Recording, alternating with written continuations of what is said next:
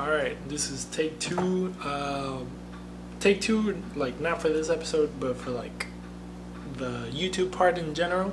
But yeah, first of all, I guess let's start. Welcome back, everybody, to another episode of the Come and Take It podcast. Your podcast, your mama's podcast, and everybody's mama's podcast. I don't know why I feel the necessity to include everybody's mom. I think mine should be enough. But enough with the stupid jokes. Let's keep going. How's everybody doing? Hope everybody's doing okay. Hopefully, praying to all the gods out there and the Lord Jesus Christ. Stupid jokes. That this video actually comes out well, and hopefully you guys can hear me. I'm pretty stupid when it comes to technology, so I'm trying something different. I'm actually using the mic from the actual camera for the recording of the video, and then I'm using my regular mic, which I have down here, for the audio version of Soundcloud, Google Play, and Apple Podcast. So if you don't know where to find me, you can hit me up on Instagram and Twitter. Instagram handle is Cristian Putaleas, CristianPutallaz, and then Twitter, Cris Putaleas, which is CRIS, and then the last name, Putallaz. So those are formalities, I guess. You can also find me nowhere else. That's all I got. Unless you want to find me on Facebook, which is, I guess, if you want. But yeah, there's a lot to talk about, like I say in every episode, but I got a bunch of stuff that I wanted to talk about today. I took this little camera out with me yesterday, and I recorded some stuff. I was also on my Instagram stories, if you were able to catch those. I was all over the place on those too. So, hopefully next time the next time I get to go to another game and stuff like that, I'll probably, I don't know if I'll take my camera again. I'm pretty stupid with the camera, but I will for sure do like Instagram stories and stuff like that. But I don't know, maybe if I can figure out how to do camera stuff, we'll do camera stuff. The good thing about the camera stuff, that I was able to go into the locker room, which I'll share later a little bit more, but I was able to record some bits and pieces of like players talking, and also I was able to go into the press conference where the coach Tab Ramos gave his thoughts about the game, and I was able to use the camera as well for those things. But as for now, we're just going to keep using Instagram stories because it's a lot easier to record on my phone. But yeah, let's just go ahead and get started. I have, like I said, a couple things. The first thing I wanted to talk about was basically about my day. I know that a lot of you people followed, not you people, but you people, followed my Instagram stories, where I basically put a whole bunch of stuff on there, like every 5 minutes. I literally started from me waking up with my kids jumping on top of me on my bed. Well, obviously I wasn't going to put getting them dressed and all that stuff, but me dropping them off at my parents' house, that thank them, they gladly took care of them for a little while my wife was at work and I was doing my thing over there. I had a day off, a dad day off that day, so they were gracious enough to take care of them for a little while. And yeah, the whole car ride, like the whole everything you guys saw. But one of the first things I did, I got there like 3 hours before the game started. So I just wanted to take my little camera out and just kind of record some stuff around the stadium, some of the pre-match festivities and stuff like that. And first thing I did was go up to go look at some the murals and all the graffiti that is around the stadium. I grew up loving art.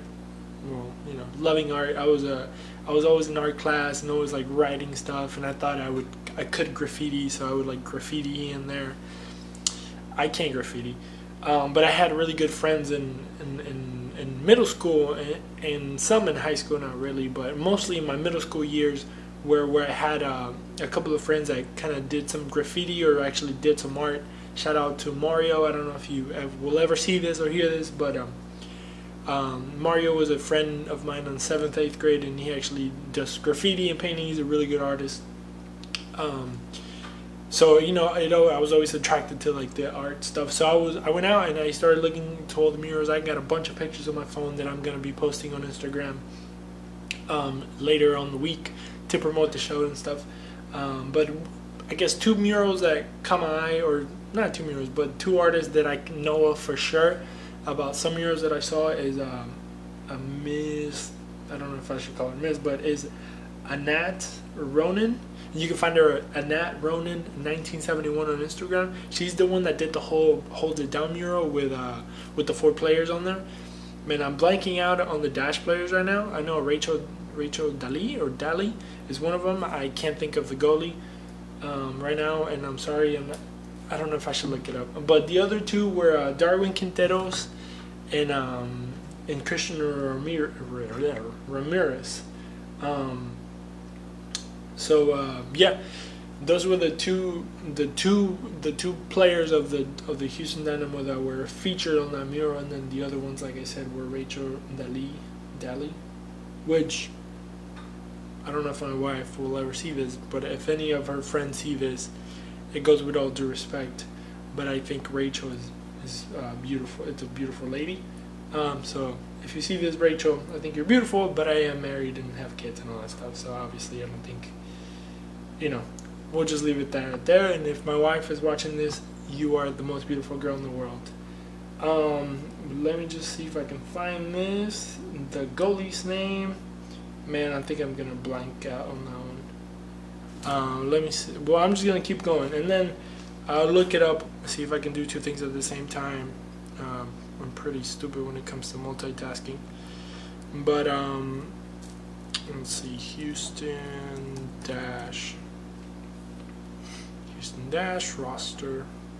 I used to always say rooster instead of roster, but it is what it is.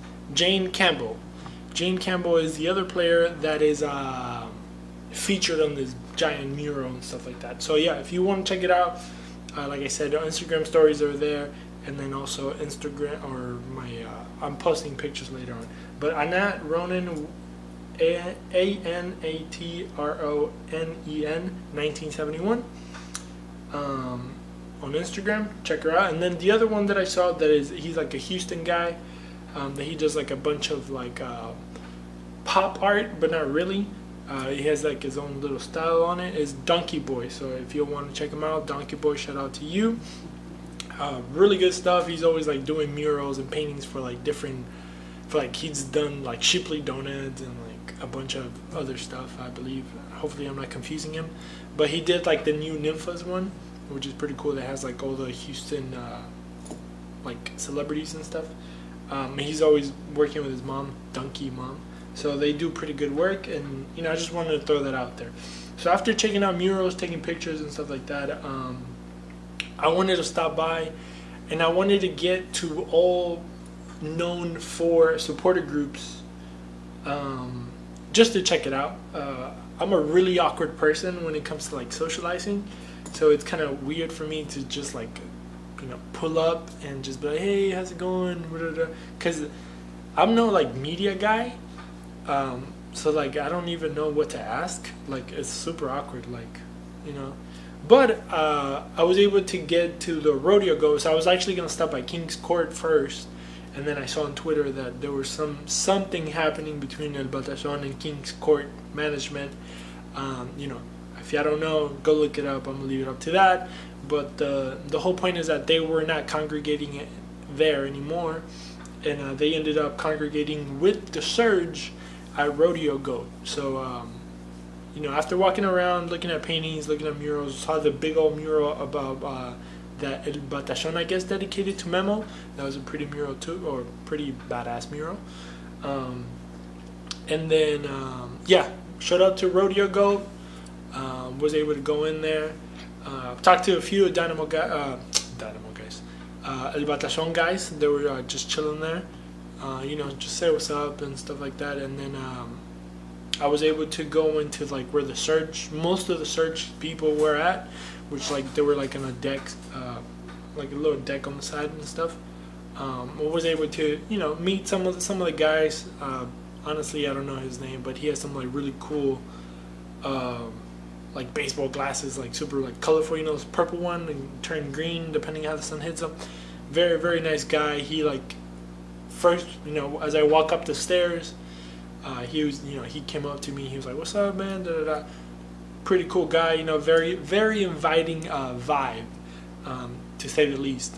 Very cool people, you know, they were there with their flags and stuff like that. And I saw a face that I recognized, which was Sean Ringrose, if I'm not saying that. Yeah, Ringrose, which is half of Generation Orange. He does Generation Orange with Mark, I believe. Mark Segovia, I think is your name. You go by Che Segovia on the internet. I wonder if he's Argentinian. I don't know. I should probably ask him because of the Che part. You know, I don't know. I'm Argentinian, so most people that see me, they call me Che or Boludo. So I don't know. Maybe, but probably I'll get to meet him sometime. But yeah, I talked to Sean. He, you know, very nice guy. Check their show out, Generation Orange. They're on all the social medias and stuff like that, and also on YouTube. They do a really nice show also about the Dynamo. Talked to him for like about 15-20 minutes. Very cool guy. Very well, I actually talked to him on Twitter before I was able to talk to him in person, which is kind of cool. Sometimes it's hard, or not hard, but not a lot of times you actually get to talk to somebody online and then in person. So it was really cool to get to meet him in person and, you know, chit chat and stuff like that. Very nice guy. He said, you know, if I had any questions to let him know. So I told him I would. And then there was another guy that I didn't get his name, and we were all talking about like computer stuff, and they were talking, and then the whole conversation was just like all over my head because I don't know anything. But, you know, obviously I wasn't going to tell him in person that, hey, Sean, I don't know what you're talking about because I'm really dumb. And I just bought a microphone off of Amazon and a little camera off of Amazon. But, you know, he was very gracious and very, you know, he was explaining stuff, which is pretty cool. But, yeah, Sean, I'm sorry, is way out. But, you know, it was cool. I actually got to learn a lot of Dynamo fan history. You know, he talked to me about how Generation Orange pretty much started, and also the guys from the Peel, how they started, how they used to do like a show kind of together, but, you know, life happens, and then, you know, work and stuff like that. So, you know, but it's a good thing that, you know, now we have both. We have the Peel and Generation Orange. So, you know, more power to the people, I guess, that, you know, follow the Houston Dynamo. They have more media to consume when it comes to the Dynamo. So it was pretty cool to see that they've been like doing this whole like podcasting, whole video YouTube thing for like 8 years. He said like 2012, 2013. Like, it's been a while. So shout outs to them. Who, you know, hopefully they can grow more and more, and you know, I don't know, but it'll be cool to be it'd be cool to be something official. Maybe well, I don't know if they want to just stay underground like that, but, you know, underground. But it would be cool if you maybe someday get recognized by the Dynamo organization. You know, work with them and stuff like that. It would be cool as a, you know, as a low-level podcaster. I say that. Obviously, they've been years in the game, so. But it would be cool for them to work with Dynamo and like do some cool stuff. I know they have some privileges that, you know, they actually get to meet some certain people because of what they do, and, you know, hopefully I get to do that in the future and see how I can get involved and stuff. But enough about me. Let's just go ahead and jump into my next portion of the day, and before I get into the actual game. So then after that, I had to go meet up with Dustin and Derek, the basically co-editors of Dynamo Theory, also another outlet that gives or showcases, I guess, the Houston Dynamo to the world, to the MLS, and, you know, in general, to the soccer world. But yeah, water break. Dr. Pepper, not a sponsor, but hopefully they will one day.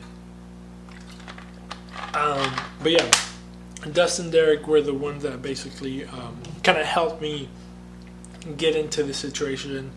So it was really nice to meet those guys and actually get to hang out with them during the game. We were, Dustin mainly, he was the one that kind of showed me around, hey, like, this is where you go, this is where you go pee, this is where you sit down, this, this, you can grab this water bottle, you can't grab this water bottle, and stuff like that. So shout out to Dustin. If you want to follow him, he's on HOU Sports on Instagram. Twitter. And then Derek, he's at D Stowers. That's his last name. So DSTOWERS 410. I don't know if they want people to follow them, but shoot, go ahead. So they do, like I said, a lot of Dynamo theories. Most, like 99.9% of Dynamo theory stuff is them, and they actually do a great job. It takes a lot of work, coming from the guy that wrote 2 little articles. So, sure, if it took me a lot of work, I can imagine all the hard work that they do, literally on the daily for the Houston Dynamo without getting a cent and stuff like that. Sure, I hope they're getting paid, to be honest. I don't know if they are. I didn't ask them. You don't ask them money stuff. But, sure, hopefully Dustin and Derek are getting paid for a bunch of stuff that they do, to be honest. The whole, like, minute-to-minute game stuff that they do, like while you're watching the game on TV and you jump on Twitter on Dynamo Theory and they do like a minute-to-minute, like, these dudes are like watching the game, going online, looking at numbers, looking at stats, looking at this, looking at that, and also like talking about the soccer. Very knowledgeable guys themselves.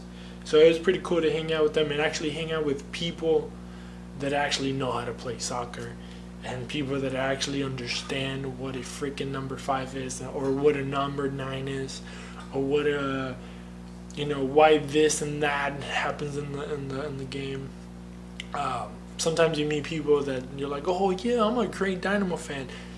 Like, I'm not want to talk crap, but because obviously we want people to love the Houston Dynamo.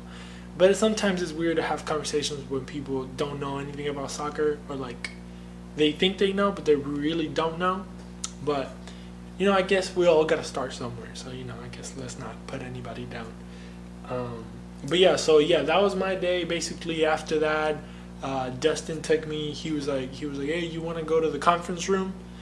I don't know.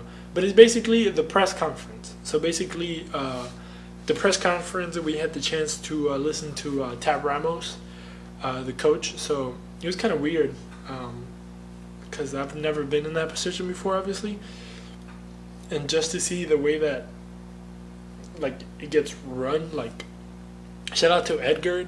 I don't know his last name, but he's like the head of communication guy for the Dynamo. The dude was like super gracious, like super nice. Obviously, he didn't get to meet me personally, but you can tell that he has like a good relationship with like all the media guys. I got to see a bunch of people that I follow on Twitter and I interact with on Twitter. I got to actually not talk to them because, like I said on Twitter yesterday, it's pretty awkward when you know somebody on Twitter and then like you get to know them in person. You don't know how to like start conversations. So I would stare at them and be like, hey, like in my head, I know you. But obviously it was kind of awkward. So, but yeah, if I didn't say hello, it wasn't because I think I'm this and that. It's just very awkward for me to go up to people and be like, hey, I know you. And that's the end of the conversation. But it is what it is. I'll get to say hi maybe next time. But it was pretty cool, a very cool experience. I got to go to the locker room area. I saw DeAndre Hopkins in there taking pictures with some of the players, and then also I was able to go into the dressing rooms, to the locker room. Got to see the guys in their underwear. I went from being like watching them on TV to like being in the freaking dressing room while they're like changing. So it was pretty surreal because they're pretty cool guys. Like all of them, they didn't even care that we were there. They were just doing their thing. Very like professional of them. I saw dudes like coming out the shower like with their towels and and they have to like get dressed and literally butt naked in front of people. But I guess that's what professionals do. And shoot, when I was in high school and I had to change, I had made a whole deal if anybody would like bother me when I was changing, But it's pretty cool to see that the guys are pretty like the players themselves are pretty chill when it comes to like having media Like, I was telling my wife, I was like, you wouldn't believe, like, when they tell the dude, he's like, hey, dude, like, you're gonna talk to the people. And, like, the people just, like swarm into their face. And, like, the main camera guy, he has, like, a giant camera and, like, a big-ass light. And just, like, a fucking, like, an 18-wheeler, like, shining through to his face. And, like, they literally, like, 2 feet away from them. But they're pretty cool, you know. You ask them questions, they sit there till, like, you're done, you know. Everybody's, you know, with microphones in their faces and stuff like that. But I guess, you know, the price you pay for being a professional. But, you know, it was a really cool experience. Like I said, I got to record some of the stuff. It's pretty cool. Like I was telling Dustin, I was like, I don't even know what I'm recording. I don't even know if I'm gonna use this. But it was just a cool experience. I felt like a freaking, like a reporter for, like, Telemundo and shit. But it was a cool experience. Like I said, you know, I never thought that I was gonna get the opportunity to do that. But, you know, I'm looking forward. I'm looking forward to doing new things now that I know what to expect. Maybe I can bring you another side of, like, the soccer world. I don't know. Try to do something creative, something new. But since I'm like 20 minutes in, I need to shut up and actually talk about the important stuff. I don't think anybody wants to hear about my day anymore. So we're going to go ahead and jump into the game. We're going to talk about the game for a few minutes. Then I'm going to give you player ratings. And then actually I'm going to do a new segment, which is going to be called The Next Opponent, which I'm actually going to talk about who's coming up next. And then obviously we're just going to talk, like, the table. But obviously first game, there's nothing much to say. Still anybody's game. So I guess we can just scratch that off because we already talked about it. You know, being the first game of the season, people have 3 points, 1 point, or 0 points. There's not much of a difference. So at this point in time, anybody could be a champion, except Dallas. They suck. But yeah, let's keep moving. Even though they won. Let's see. Let's talk about the game. So I wrote a couple things down about the game. Here's my cheat sheet. We're gonna keep it simple. It wasn't like too crazy of a game. I think if you saw it, you know what kind of went down. But you know, also another. Well, I guess I'll tell you later. I have a new segments that I want to do. But as we go on, I'll tell you what my segments are going to be for the games and stuff. But it's gonna be a couple things that I'm gonna do every single episode, and you can be looking forward to those for sure. But yeah, actually in the first minute of the game, let's start the game. Obviously everybody was excited because Chicharito and Pavon and all these great players were not Pavon so much, but Chicharito. One thing before I start, a lot of people were talking about how, oh, you know, the Dynamo are gonna sell out, or like. One thing that, like, bothers me the most, and I know it shouldn't bother me a lot because it's just, you know, the internet, it's just like so much people talking so negative about the team and just like about the club and like a bunch of stuff, you know, like, you know, back in the day when you didn't like the club, you know what you did? You got a bunch of people together and you started another club, bro. So, but, you know, if you keep, you know, feeding into that negativity, I guess you know, it's worse for you because you just keep fighting with people that don't really care and stuff like that. But, you know, I don't see what they gain from being so negative, you know. So I guess shout out to the negative people. Like, stop being negative, bro. Like, why do you always have to find something to be negative about? Like, I saw a dude saying, oh, we tied 1-1, it could have been better, like, we suck. It's like, dude, first game of the season, we played a great game. We were playing like freaking Chicharito, Pavon, Katai, like great players out there. Like, I'm not saying they're the greatest team in the MLS, but like, it's the first game. Like, a bunch of stuff happened. We didn't have 3 starters. You know, you could say that 2 of our best players were not on the field, in Quintero and Elise. Like, and we still went out there, basically dominated most of the game, gave a good, you know, had the ball possession and a bunch of stuff, and you still have the audacity to go out there and say we sucked. It's like, I really don't know what to say. Like, you obviously don't know much about soccer, but like I said, if we continue to feed these negative people, they're just gonna keep on trolling and stuff like that. Obviously, some people are never gonna be happy. So you can win 5-0, and they're always gonna be like, "Whoa, it could have been 6," you know. So it is what it is. We had a good game, but yeah, the first few minutes actually were dominated by like LA Galaxy. They came out swinging. Minute 1, they hit the post. Katai, like he was on fire. He was just, and I kind of fell for Adam Lundy.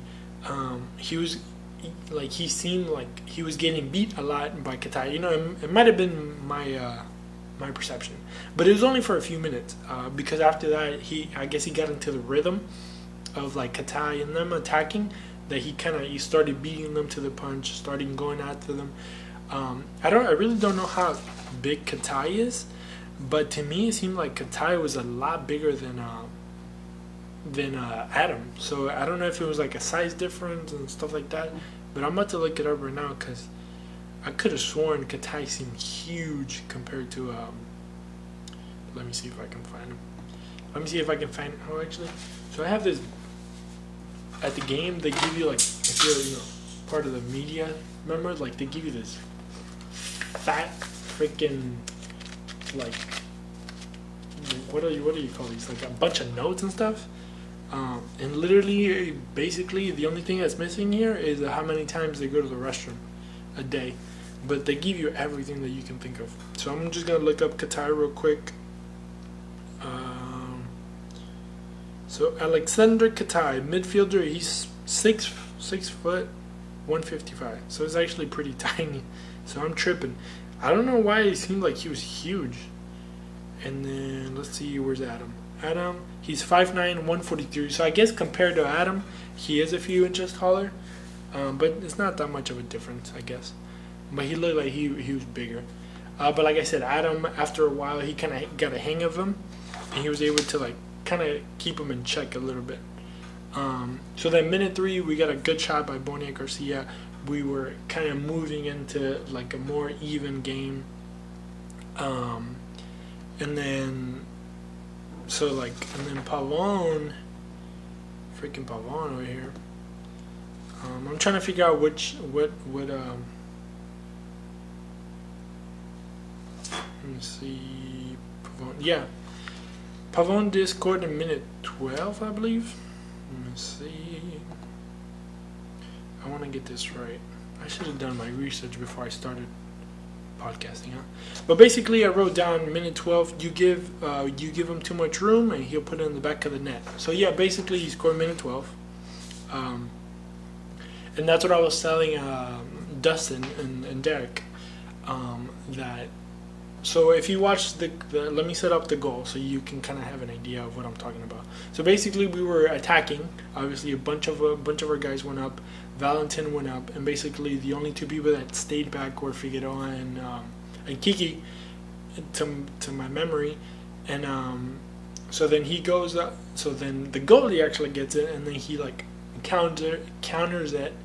Put the ball straight to Pavon. He gets it like 3, like almost a little passed over like half field, and then he basically just goes directly. He kind of, the typical winger move, like you go down the wing, start cutting in, kind of do like 1-2 steps through that box line, and then when you're getting to the little half a circle, you freaking put it, at top 90 across from the goalie, I guess, if that makes any sense.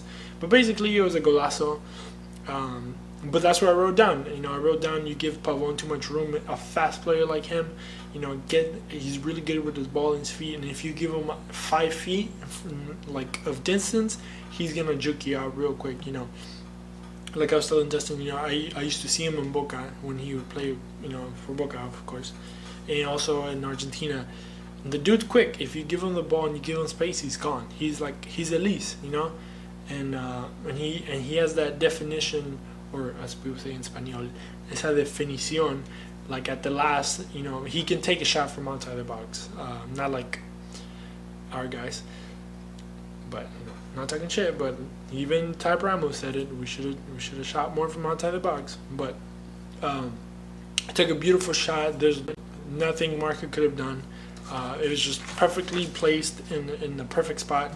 So it is what it is. So minute 20, it was a shot by T-Mac. So I wrote down, Dynamo seems to be more on the attack as compared to the first few minutes where LA attacked until they scored. So yeah, basically LA attacked, they scored, they kind of chilled. So then obviously we went in and we were just boom, boom, boom, boom, boom. But so minute 20, Katai was having a good game. Then minute 23, Manotas has like the first like real moment where he could have attacked, and he was like letting people know, hey, I'm here, I'm here.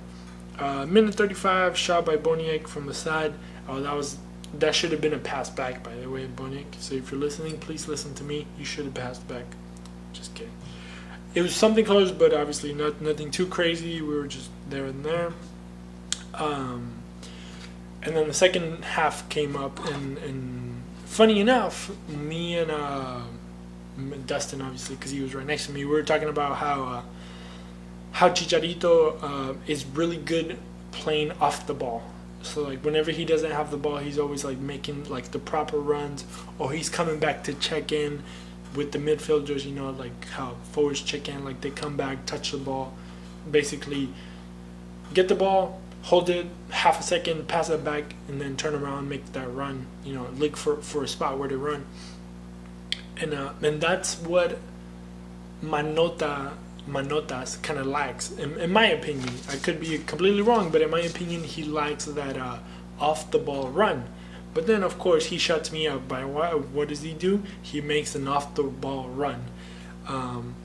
But obviously, that was the perfect run at the perfect time and the perfect ball by Sarek Valentin, who's having a heck of a game. He literally destroyed that right side, which, believe it or not, he was kind of called into the game for last minute, because on Friday night, I saw a post by Jose Bizama, the Chilean, saying that he got injured, and he was like, it looked to me like he's on a cast, and he's like on what do you call these things that you used to walk when you break your leg? I don't know. I know in Spanish they're muletas. So if you know Spanish, muletas. He was on muletas, and he was using those obviously to walk. It looked like he broke his leg. So admittedly, obviously he didn't say what happened, but my immediate thought was that this dude broke his leg.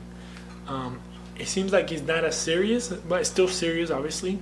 But it's not as serious as a broken leg. I really don't know. I should probably figure that out before I keep talking about his injuries. But the good thing is that we have Valentin, that he was ready, and I actually saw a post by Glenn Davis earlier that it seems like Sarek was sick before the game. I didn't get that vibe from him talking to him in the dressing room afterwards. Maybe he sounded a little bit stuffy, but I don't. Now that I think back, maybe a little stuffy, but I don't think he was like sick. It could be that just his personality of being just like a happy dude, or like a up person doesn't let that show. But according to the game that he had a heck of a game, and he was not sick at all. And also, one thing that interests me, that I don't know if I'm gonna be able to show it or if you guys are gonna be able to see it, but basically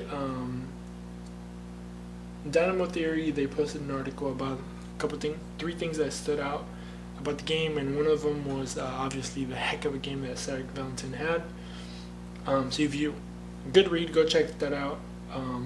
But basically, is a heat map. See, I'm gonna try to show you. Hopefully, you can see it.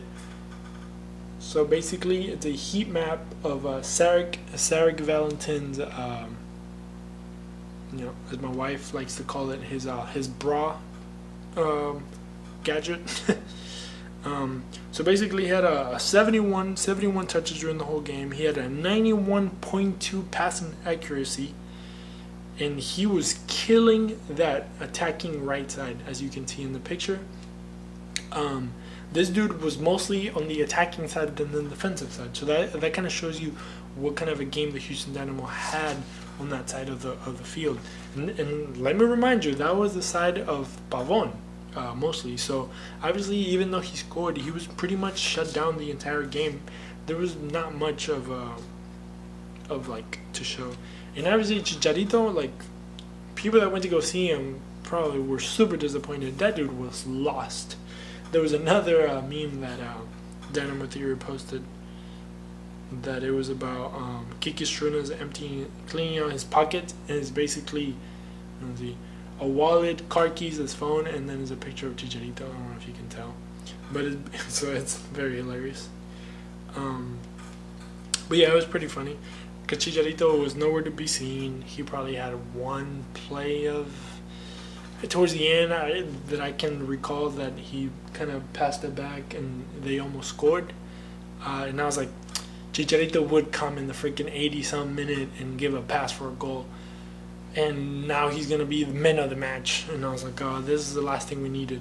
You know, getting hyped up for one pass, you know. But yeah, it is what it is.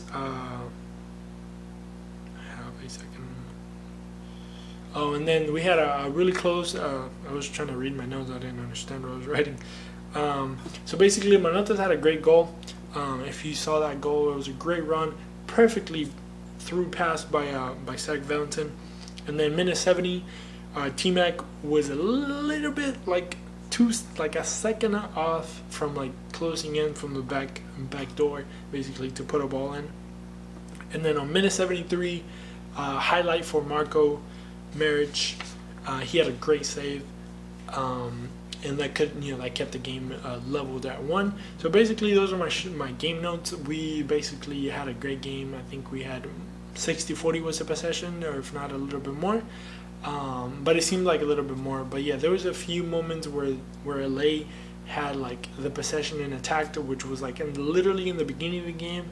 And then maybe like they had a few spurs here and there. Towards the end, they had a few moments, like a little few attacking moments where it was kind of scary. And you know, as Dynamo fans know, we relive traumas of the last 15 minutes of games. But hopefully, well, not hopefully, but thankfully enough, we were able to shut it down. Great game by Kiki, great game by Minor Figueroa. And that leads me to my next segment. I should have, if somebody can help me, I'm pretty stupid, but if somebody can help me do like a show thingy, I don't know, whatever. You know, next segment, player ratings. A lot of people obviously don't like my player ratings. They think I'm too nice. It's all good. You know, you can give out your ratings. I'm going to tweet them out tomorrow, and you can tell me what you think. Or Monday, because I don't know when this is going to go out. But yeah, let me give you my ratings. So Marco Maric, I'll put him on a 9. Why? Because he had three really good saves that literally saved the game. So I give him a 9. You know, maybe an 8, 9, 8.5. I'm gonna write this down. 8.5. No, I'm gonna keep it a 9 because he only got scored once, and it was a fantastic goal. But after that, he had a great game, so I'm gonna keep it a 9. Adam Lundy, 7. I give him a 7. He had a tough game. Like I said, he was kind of getting beat by Katai, in my opinion.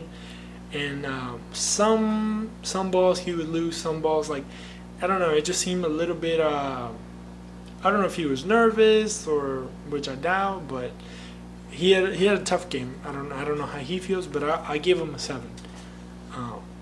Zach Valentin, give him a 9. He was probably your best player on the field and off the field. Very cool guy to talk to off the field as well. He had a great game. He had the assist. So I give him a 9. An almost perfect game, my friend. Maybe it could have been a 10. But we'll give him a 9 just because there was things in there that honestly. But I'll give you what? You know what, bro? I'm going to give you a 9.5. 9.5. I'm going to write this down. 9.5. Struna, I gave Struna and Figueroa. I'm gonna combine those two. An 8, and the reason I put an 8 is because they contain the majority of the game. They contained both players very, very well. Obviously, the goal, I'm not saying that it was their fault, but I guess it was a moment that they both lacked that little bit, that could have given him a 9. That let Pavon kind of come in and just, find his way in and just score that badass goal. So I give him an 8 because after that they basically shut down Pavon and shut down Chicharito, which were the stars of the game. Stars. Tomas Martinez, I give him a 6. I think Martinez had. This is probably not. People probably won't like this, but he probably had. This game was the best, or not the best. This game alone was his best game that he had the whole entire last season. Maybe he had really good games last season, but overall season, this game showed a lot of improvement than last season combined. In my opinion, obviously, all these are in my opinion. So I give him a 6 because he's still kind of lost. You have to remember he's a DP. He's a designated player, and he's still lost. So yeah, it's just I don't know. Next, Thomas McNamara. I give him a 5. I feel like he was very, very lost. Like if Martinez was lost, then McNamara was nowhere to be found. McNamara had a couple of touches, but I don't know. I don't know. He seems like a really nice dude, and I just feel like he's needing something in the team or in the game or the position that he's playing that it just doesn't give him like the solidness to have a really, really good game. So I give him a 5. Matias Vera, give him an 8. Very, very solid. I think obviously he's our MVP for the season last year, and he's very well to having another season of greatness. So Matias Vera, give him an 8. Pretty solid, pretty good game with Struna and Figueroa. And then Bonnie Garcia, I give him an 8 as well. He was pretty solid, pretty good. Sucks that he went out on an injury. On the press conference, a gentleman or a media member, or real media member, asked Ted Ramos if he had any updates on his injury. Ted Ramos, if I'm not mistaken, said it was nothing too serious, but at the end of the day, he still has to get checked out and stuff like that. So hopefully he's able to come back. Mauro Manotas, obviously I give him a 9 because he had a really good goal, a really good run. But I also wrote down he needs to work on his off the ball movement a little better. Even though, like I said, I'm eating my own words while I say this, he had a really great run. He only had one run. Obviously, it was enough to score. But obviously, I think he could do a little bit better here and there. He can, he could probably come back and check in with his midfielders a little bit better and stuff like that. And then who came in as a replacement? Not a replacement, but substitution. It was Nico Hansen came in. He had an okay game. I didn't rate these guys, but I can rate them on real time right now. Nico Hansen had an okay game, like I said. I'll give him a 7 because he's still kind of lost. And then Christian Ramirez, he seems so anxious to play. I love that dude. I was watching him on the sidelines warm up and stuff like that, and he just seemed like he wanted to play. He wanted to play. And I really love that attitude of wanting to come in and just fight for every ball, But I think I'm gonna give him a 7, and the reason I give him that is because of the formation that he went in to play, towards the end of the game. It just seemed a lot of clutter. You had, Thomas Martinez came out, Bonnie Garcia came out, and who else came out? I think it was Memo they took out. Let me see if I can find those statistics.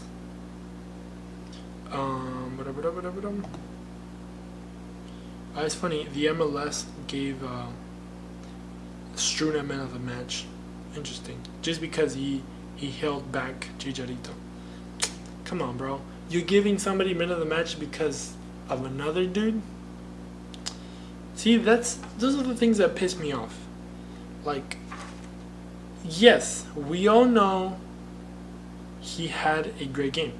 Obviously, I give him an 8. Pretty solid number. But if you're going to give him man of the match because he contained who you wanted to be man of the match, that's just stupidos. Like, dude,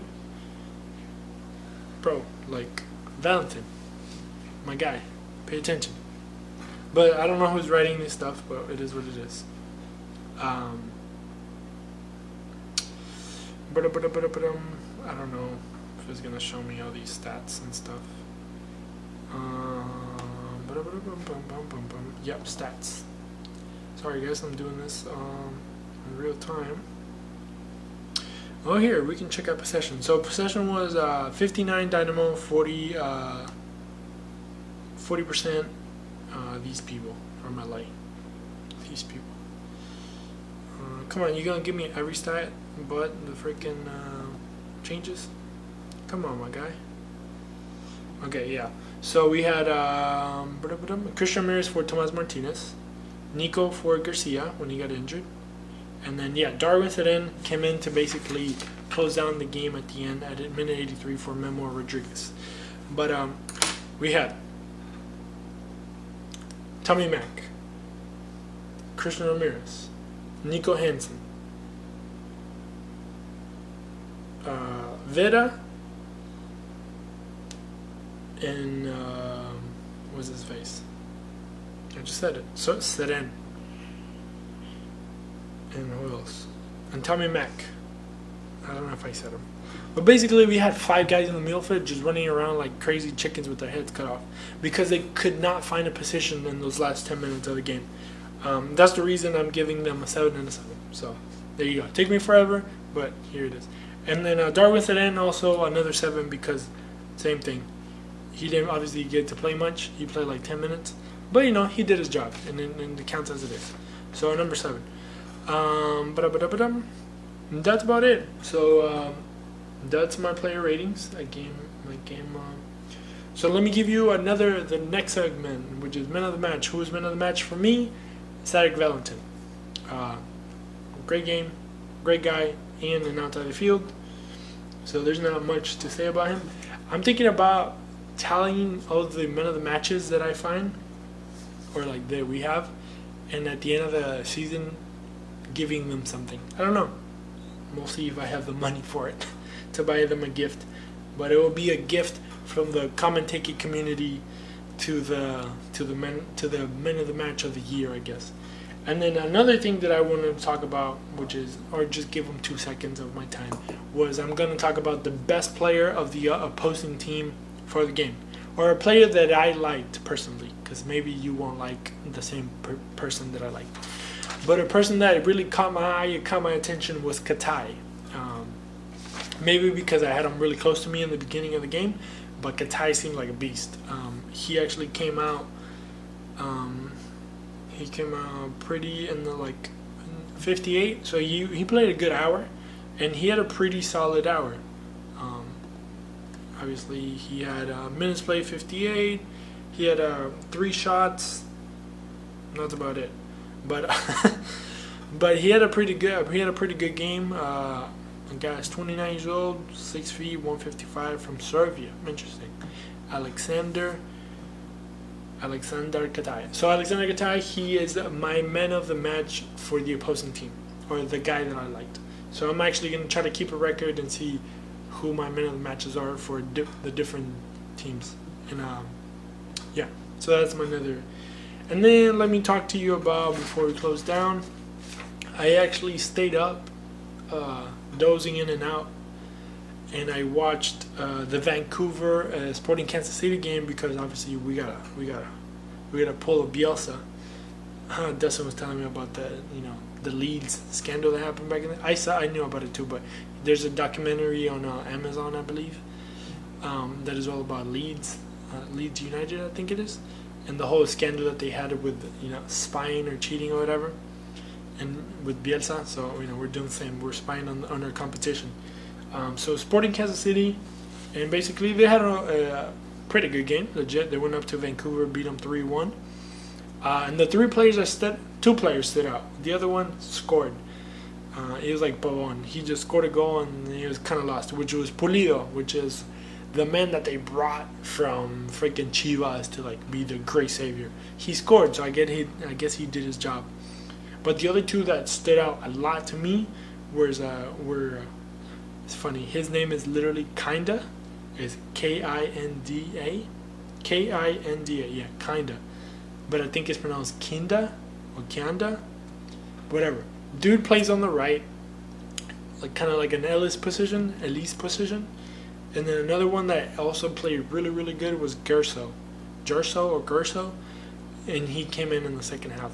But those dudes were killing it. So for next game, if I was Tab Ramos, if you're listening, keep an eye out on the attacking, you know, outside attacking guys, Gerso and my boy Kinda.